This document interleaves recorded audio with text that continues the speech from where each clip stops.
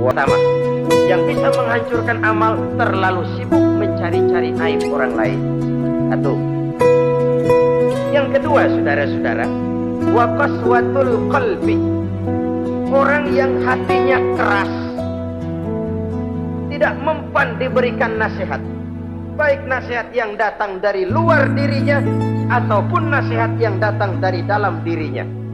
Hatinya keras, dikasih muka tembok, kulit badak, kuping kepung.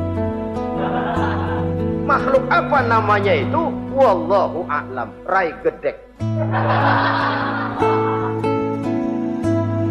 Pantas ya kalau kita lihat sejarah, Islam itu turun di semenanjung Arabia sebagai tes case.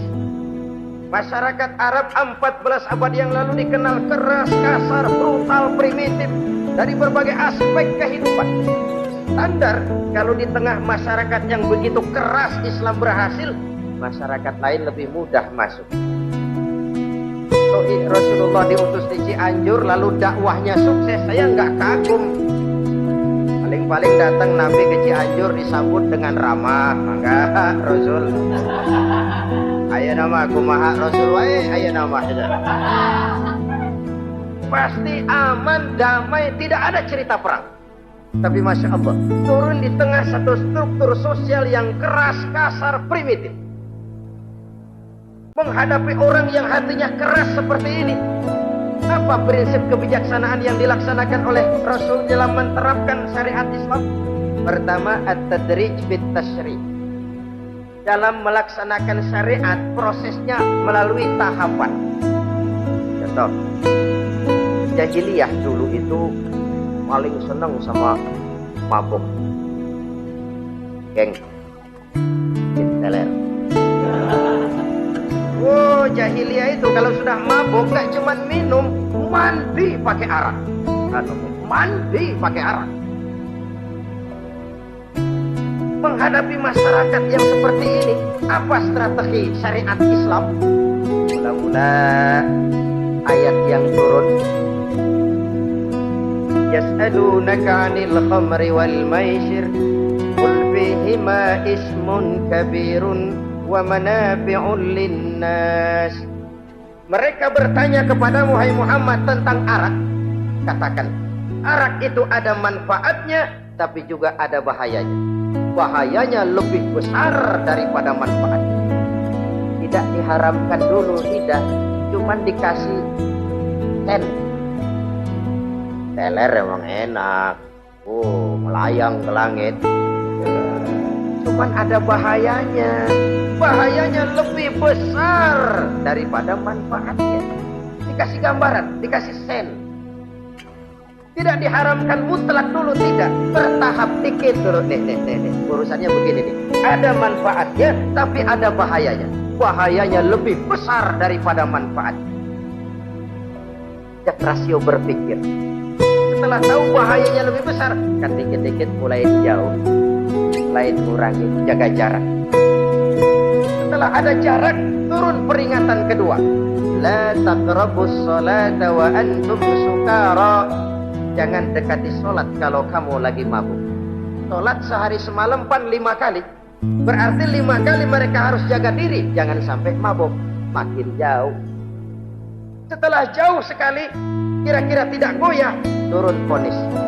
Innamal khamr wal maisir wal ansab wal azlamu rijsun min amali syaitan fajtanibu la'allakum tuflihun. Arak itu najis, kotor, perbuatan setan. Jauhi, pasti kamu akan berubah. Baru timbul hukum haramnya. Orang udah nggak kaget. Kenapa? Pagi-pagi udah dikasih sen. Bahayanya lebih besar. Kalau sholat jangan, kalau mabuk jangan mendekati sholat. Makin dah. Ini tahapan. Sama juga kita kan. Begitu jebrol lahirnya cuman susu. Gedean dikit pisang ambon. Gedean dikit pisang ulek. Gedean dikit nasi. Udah gede bener jengkol dijelin. Proses. Coba bayi begitu lahir kasih pisang batu, teng.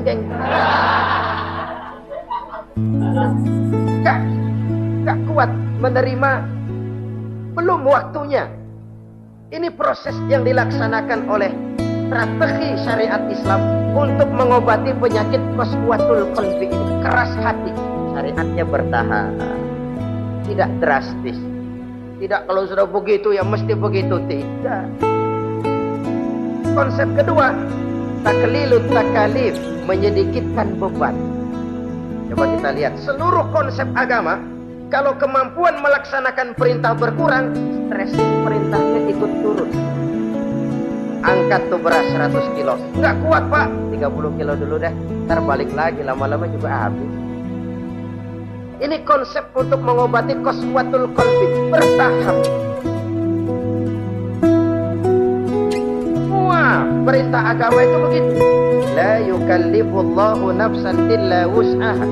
Allah tidak memberikan beban kecuali sesuai dengan kemampuan yang dimiliki oleh seseorang. Kalau kemampuan melaksanakan perintah berkurang, stres perintahnya juga ikut menurun. Sholat wajib diri kalau mampu. Gak bisa pak sholat berdiri, sholat dengan berbaring.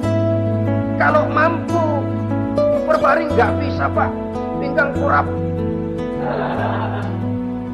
Sholat pakai isyarat. Kalau mampu pakai isyarat, tidak bisa dalam hati. Setiap kemampuan melaksanakan perintah berkurang, stres perintahnya juga menurun. Taklilut takalif ini juga salah satu strategi mengantisipasi kerasnya hati. Nah,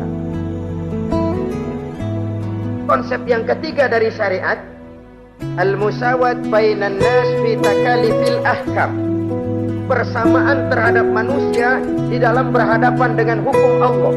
Kadang orang yang hatinya keras itu logikanya jalan, ngukur suasana. Gimana sih lu menggrip kagak bawa ke masjid? No, yang Pak Haji masih di perapatan. Yang Pak Haji disebut. Itu kan cenderung orang begitu. Kalau dia nyolong ayam, dia tunjuk orang yang nyolong kambing. Ini apologi namanya. Kenapa lu nyolong ayam? No, yang maling kambing urusin, gedean. Apologi. Lah kapan mau beres kalau begitu?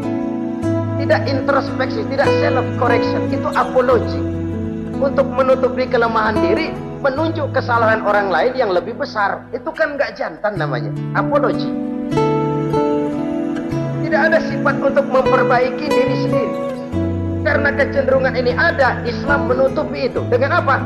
Semua manusia sama dalam berhadapan dengan hukum Allah. Gak ada iri hati dalam hukum Islam ini.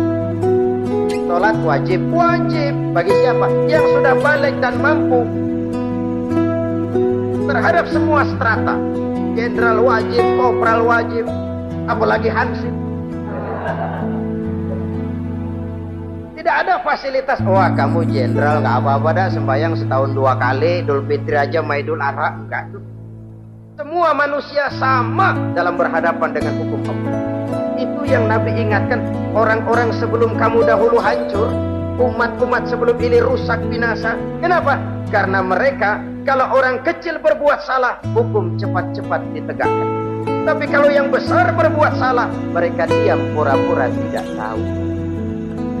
Jadi apa ini? Yang namanya mafia peradilan bukan cuma zaman ayeuna.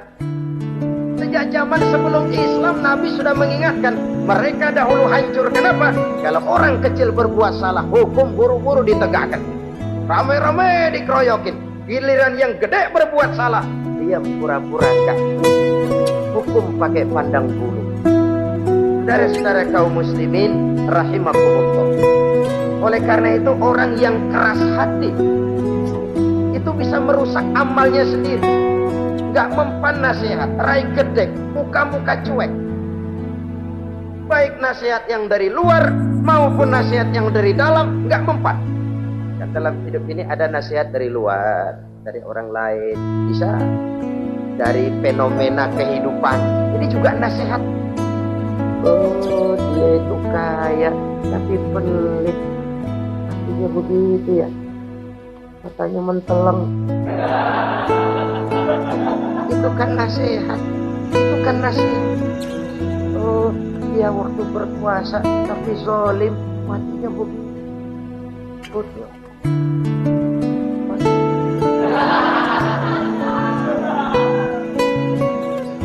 Fenomena kehidupan yang kita lihat, yang kita dengar, yang kita saksikan, itu semuanya bisa nasihat. Unzuru kaifa kana akibatul mukadzibin. Lihat kehidupan ini. Dunia ini kan sebuah sekolahan besar. Semua yang kita lihat, kita saksikan, kita pelajari bisa jadi contoh buat kita. Orang yang bijak yang bisa mengambil hikmah dari manapun datangnya. Baik dari yang baik maupun yang dari yang tidak baik. Saudara-saudara kaum muslimin rahimakumullah, nasihat yang datang dari luar, dari orang atau dari fenomena kehidupan, atau nasihat yang tumbuh dari dalam diri sendiri, perubahan organisme tubuh, itu kan nasihat. Ya Allah, sekarang cantik jelita, iya sedang sweet 17-an, rambutnya hitam ikal berderai, iya semua memuji, alisnya katanya laksana semut beriring, dagunya bak pauh dilayang. Kalau dia senyum semua orang terpesona. Sekarang 50 tahun yang akan datang coba senyum, kabur orang. Fenomena kehidupan, apa yang tidak berakhir? Kenapa harus keras hati? Kita kata kita berkuasa, berapa hari kita punya jabatan? Kita kata kita kaya, berapa banyak harta kita? Kita kata kita alim, kita tahu. Apa yang kita tahu dari semesta jagat raya ini? Lalu apa yang tidak berakhir? Korun yang katanya kaya, mati itu. Fir'aun yang katanya gagah, mati. Napoleon Bonaparte, the Lion of Europe, singa daratan Eropa, mati. Saking matinya, mati.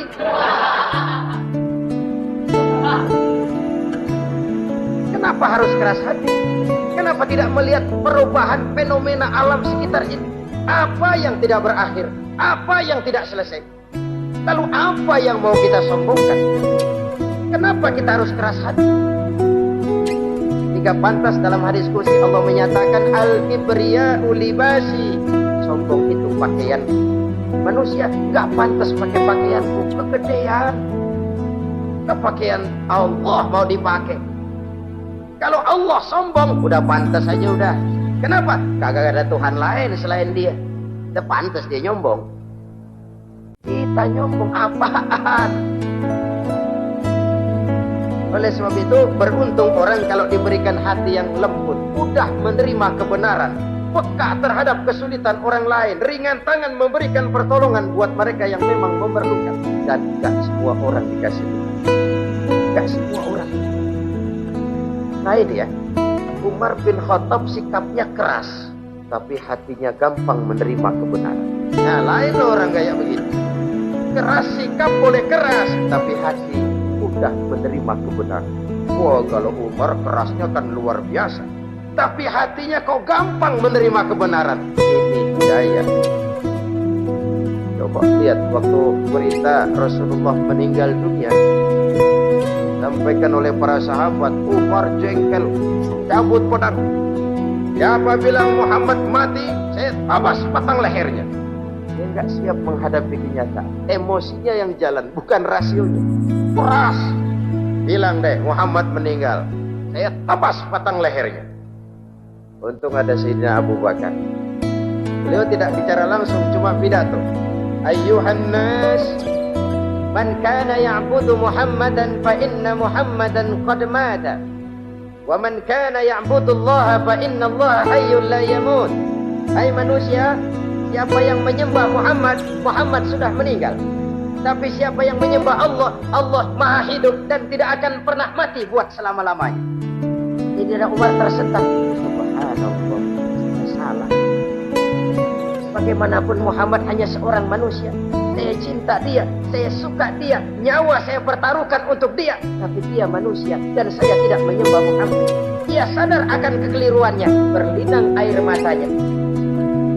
Keras sikapnya, tapi lembut hatinya.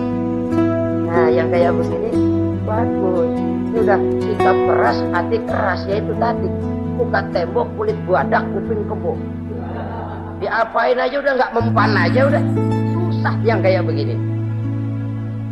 Saudara-saudara, ma'asyiral muslimin rahimakumullah. Jadi yang kedua yang bisa menghancurkan amal kita, orang yang hatinya keras. Wah. Yang ketiga sekarang, yang bisa menghancurkan amal kita itu wa hubbud dunya. Orang yang terlalu cinta kepada dunia.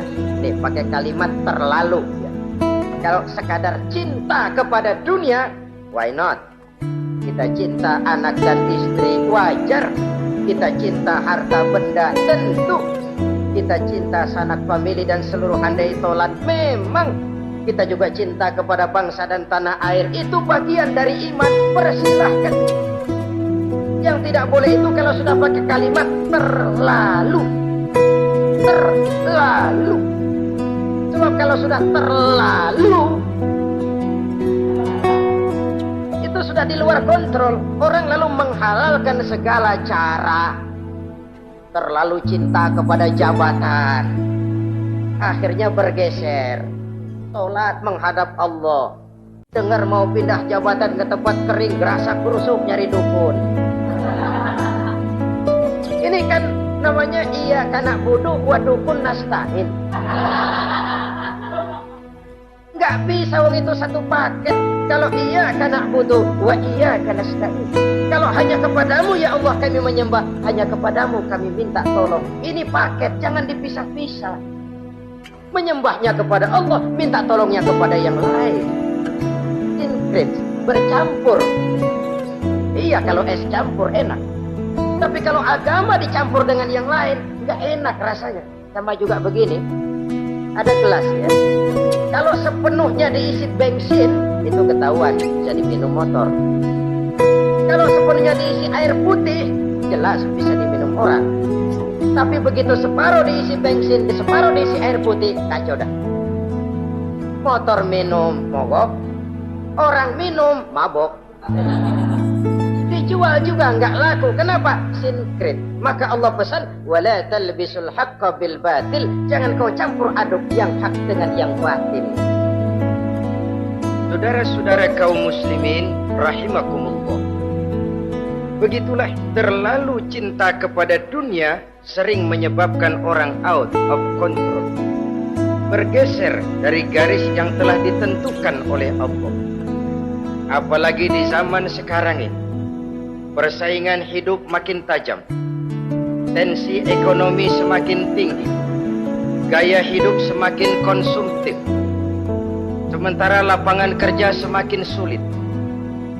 Orang kadang kehilangan harga diri untuk mencapai sesuatu yang bernama dunia, lalu menghalalkan segala cara.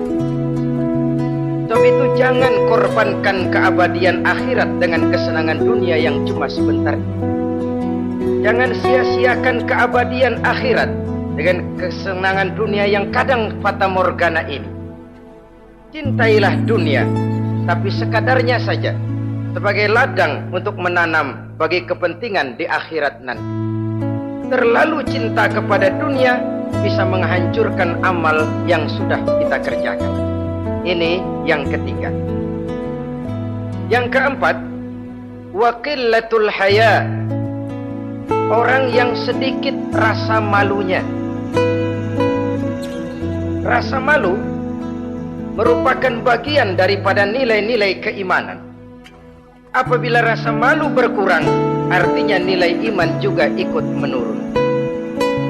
Kita melihat sekarang ini banyak orang pakai pepatah Arab dalam hidup ini. Qul ala zamzam fatu'ar. Pernah dalam satu sholat Jumat Rasulullah di masjid, ada seorang sahabat Badui datang dari pedalaman mau sholat Jumat, turun dari onta cepat-cepat masuk ke masjid.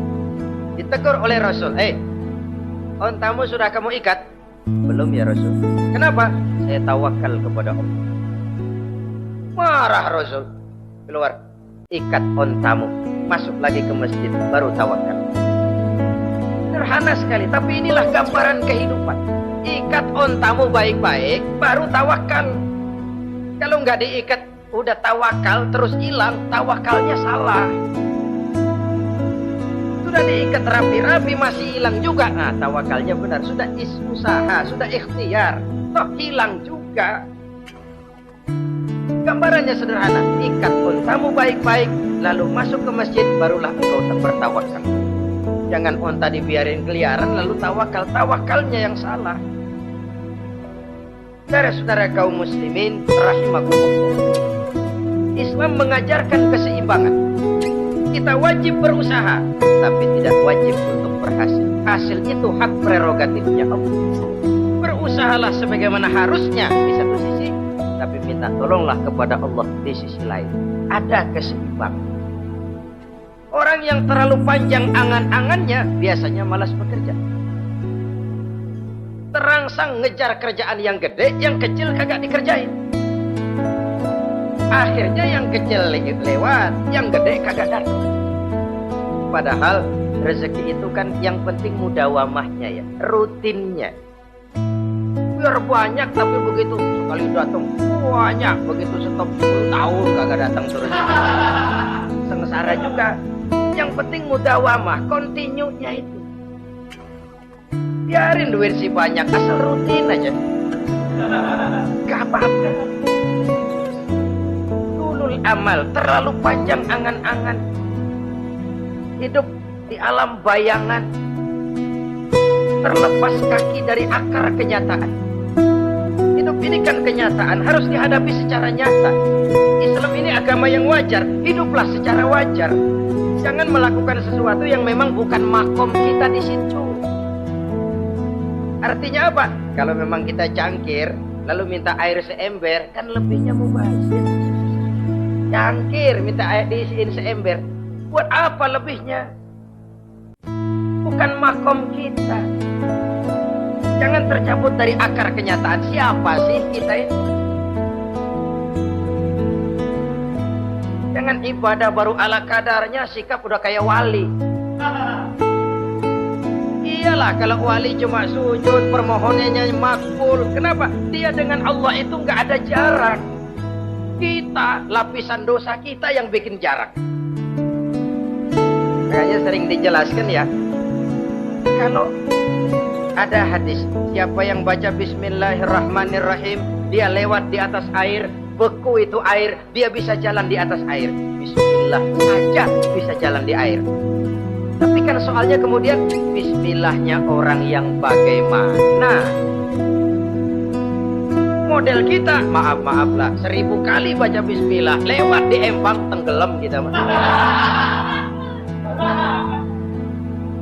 Bukan bismillahnya yang lain. Yang baca mentalnya, pribadinya yang lain. Makom kita belum di situ. Kalau memang makom kita masih harus berusaha.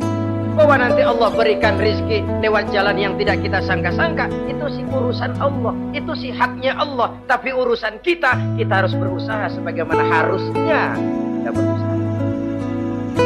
Nah, emang jodoh dari Tuhan, apanya pakai nyari, dan tadi baca datang cuma nenek-nenek kali.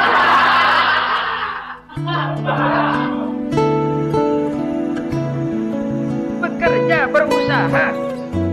Jangan terlalu panjang angan-angan. Hiduplah secara nyata, apa adanya, yang wajar-wajar saja. Tinggal di gubuk reot, hidup pakai gaya jet set. Ngagul dah. Sama merek mobil kenal banget, mobil orang-orang. Kalau bukan main kalau ngomong deh. Di atas awan hidupnya. Di atas awan. Ngomong kagak ada yang kecil. Gak pakai juta udah, miliar, triliun. Rokok tetap aja ngombe.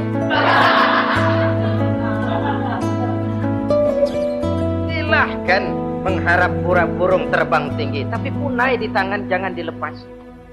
Realitas apa? Idealisme boleh terbang setinggi langit, tapi kaki tetap berpijak di alam realitas. Ayo kita ngambil contoh dari Rasulullah Shallallahu Alaihi Wasallam. Rasulullah itu kan dikasih fasilitas, tapi nggak ngandelin. Buktinya apa? Nabi hijrah ke Madinah. Itu kan manusia. Posisi kita terjepit. Ayo hijrah, hijrah, berangkat. Nggak ngandelin Tuhan. Pojokin nih dikepung, kirim deh apaan kayak biar pada mampus nih orang ini. Enggak tuh, enggak. Walaupun beliau punya mukjizat, tapi enggak ngandelin.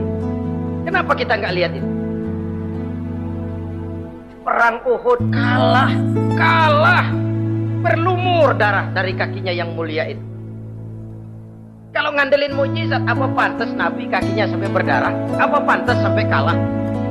Kenapa enggak rakes, salafim, hancur musuh? Tidak, beliau tidak tercabut dari akar kenyataan.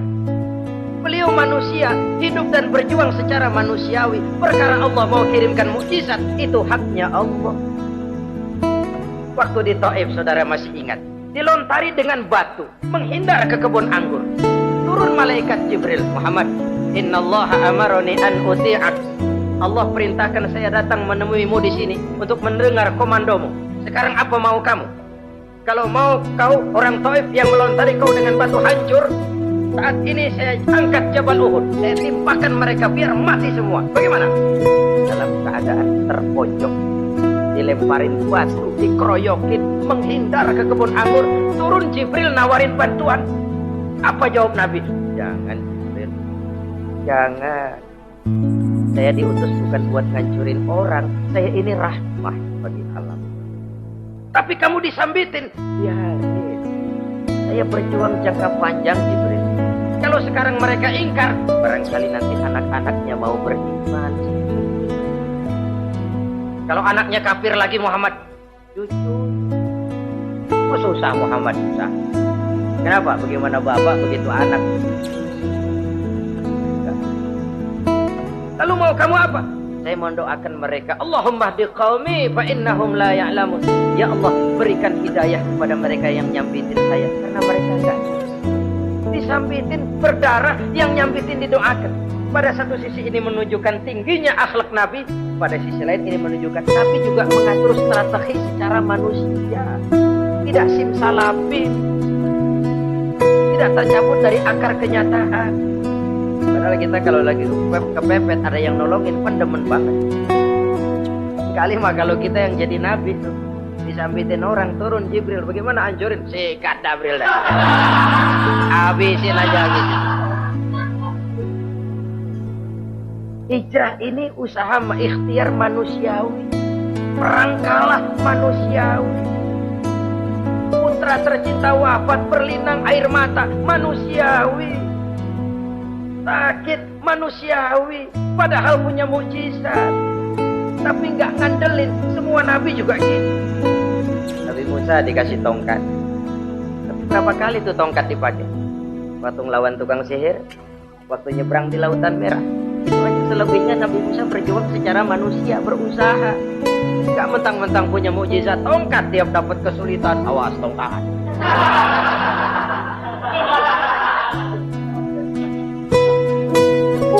Manusiawi. Ini Rasul. Kenapa kita nggak lihat itu?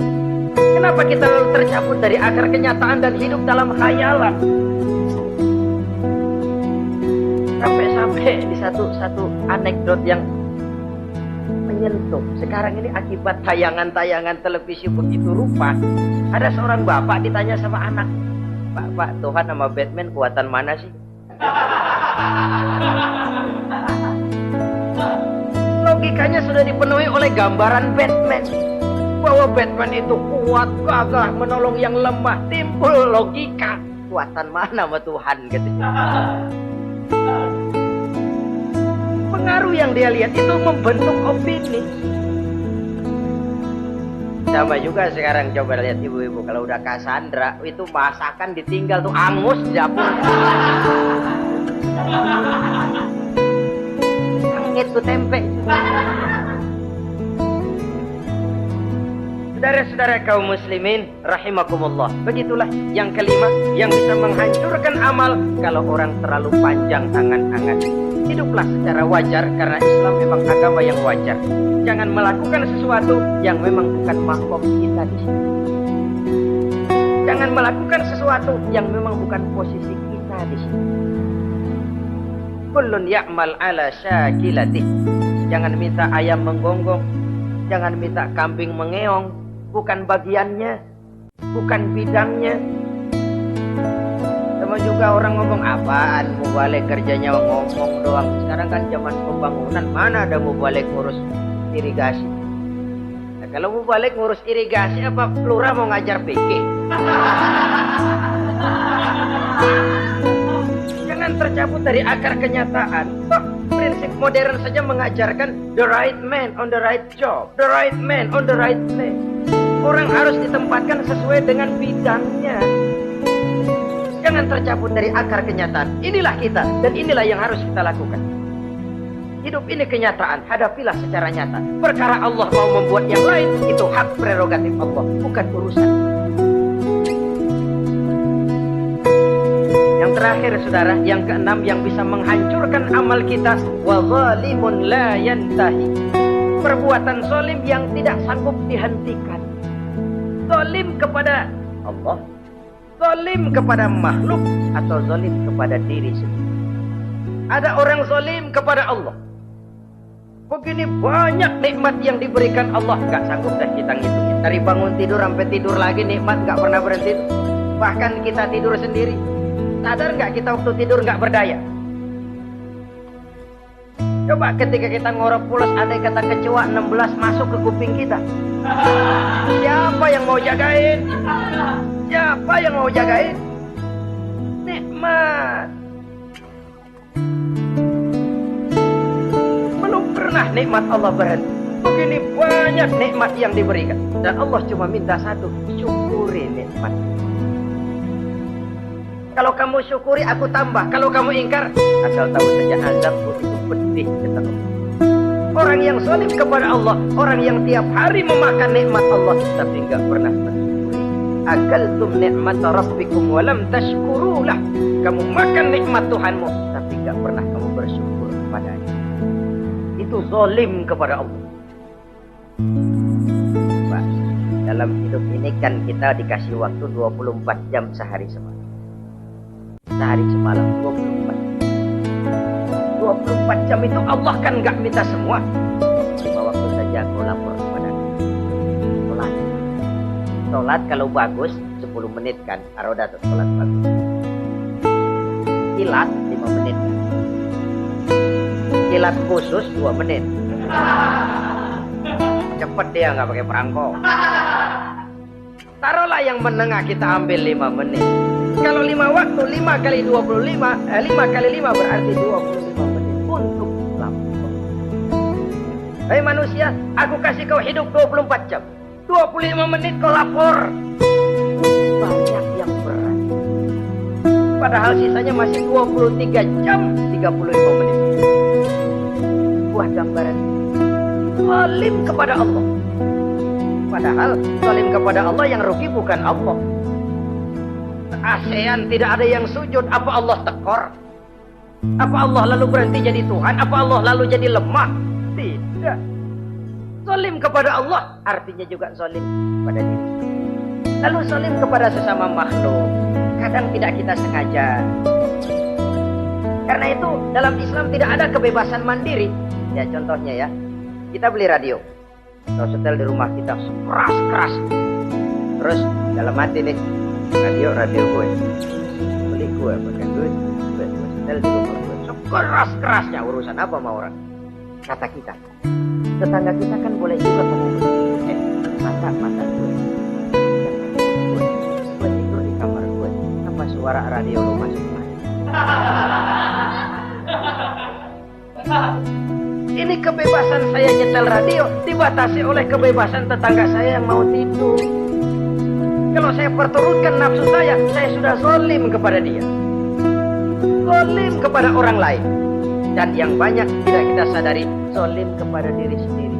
membiarkan diri hanyut dalam munkarat dan tanpa ada usaha untuk menghentikannya. Tidak ada orang yang bisa mencelakakan diri kita terus menerus kalau bukan diri kita sendiri. Tidak ada yang bisa menyelamatkan diri kita kalau bukan kemauan kita yang tinggi untuk menyelamatkan. Allah sudah ciptakan kita dalam bentuk yang paling mulia, bi ahsani taqwim. Dari sekian banyak makhluk yang diciptakan Allah, tidak ada yang sekomplit, seindah, secantik manusia. Ini harus dijaga. Jangan posisi yang sudah tinggi ini kita rendahkan sendiri. Bi ahsani taqwim posisi kita, tapi kita rendahkan, kita kembali asfala safilin, posisi yang paling rendah, kita zalimi diri kita sendiri.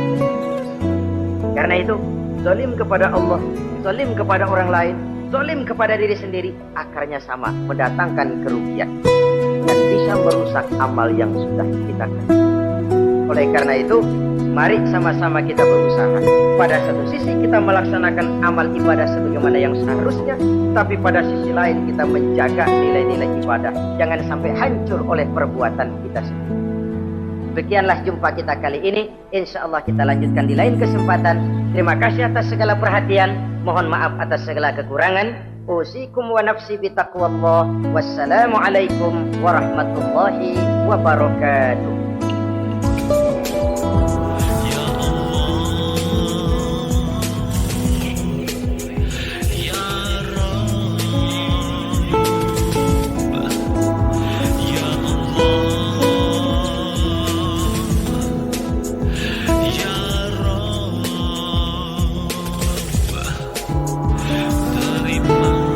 Warahmatullahi wabarakatuh.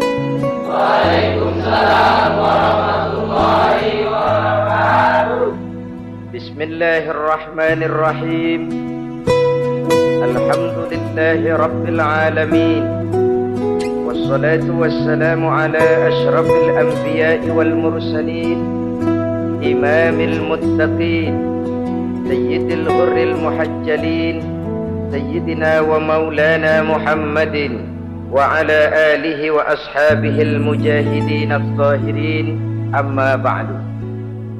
Saudara-saudara kaum muslimin rahimakumullah. Dalam kehidupan ini, pada satu sisi memang kita harus melaksanakan berbagai kegiatan amal ibadah.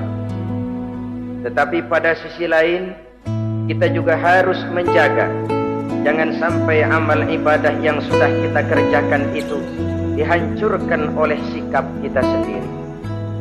Bahwa kita sudah sholat, alhamdulillah. Bahwa kita sudah zakat dan memberikan sedekah, syukur. Bahwa kita sudah melaksanakan ibadah haji, thayyib. Apakah dengan demikian amal kita sudah menjadi banyak? Nanti dulu. Jangan berbangga hati dan puas diri. Pada kesempatan yang berbahagia ini, saya ingin menyampaikan satu hadis yang diriwayatkan oleh Imam Ad-Dailami, di mana Rasulullah sallallahu alaihi wasallam pernah bersabda, "Sittatu asya'in tuhbitul a'mal." Ada 6 perkara yang bisa menghancurkan amal yang sudah kita kerjakan. Salat yang sudah kita kerjakan itu, zakat yang sudah kita bayarkan itu, haji yang sudah kita tunaikan itu, bisa dihancurkan oleh 6 perkara ini. Nanti di akhirat, pada saat setiap orang menunggu pahala dari ganjaran amal yang ia kerjakan di dunia ini, kita menanti dan menanti, ya Rabb, mana amal kebaikan saya? Mana pahala kebajikan yang saya lakukan? Hasilnya tidak ada. Amal yang kita kerjakan dihancurkan oleh sifat-sifat yang akan kita kemukakan pada pertemuan kali ini. Yang pertama yang bisa menghancurkan amal adalah al-istighalu bi'uyubil khalq. Orang yang terlalu sibuk mencari-cari aib dan kekurangan pada diri orang lain. Habis waktunya hanya untuk mengorek-ngorek celah orang, sementara ia lupa pada aib dan celah dirinya sendiri. Sifat seperti ini menghancurkan